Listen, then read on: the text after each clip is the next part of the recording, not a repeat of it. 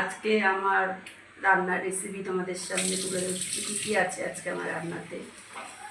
আছে সাদা ভাত আছে, আর এই দেখো ফুলকপি দিয়ে আলু দিয়ে কালো জিরা সোমবার দিয়ে, আর আছে সাথে কাগজি লেবু, আর আছে অল্প ডাল, যেহেতু কালকে শুক্রবার জন্য অল্প করেই করা হয়েছে মুসুরির ডাল, আর আছে কাতলা মাছের পেটি। এটা আজকে বন্ধুরা কাঁচা লঙ্কা বাটা দিয়ে করা হয়েছে, লঙ্কার উপরে দেওয়া হয়নি বলে তরকারিটা সাদা সাদা লাগছে, কিন্তু কাঁচা লঙ্কা তবে টেস্ট হয়, কালারটা ভালো হয়। আর সকালে ডিম পাউরুটি করেছিল, বৃহস্পতিবার পুজো খেতে পারিনি, তাই এখন এটা ভাতের সাথে খাবো।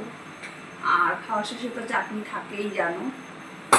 আর আজকে করেছি তালের ক্ষীরে খাওয়ার সাথে। কে কে তালের ক্ষীরে দিয়ে ভাত খাওয়া আমাকে বলো কিন্তু কমেন্ট করে। আর খাওয়ার শেষে আছে লেবু।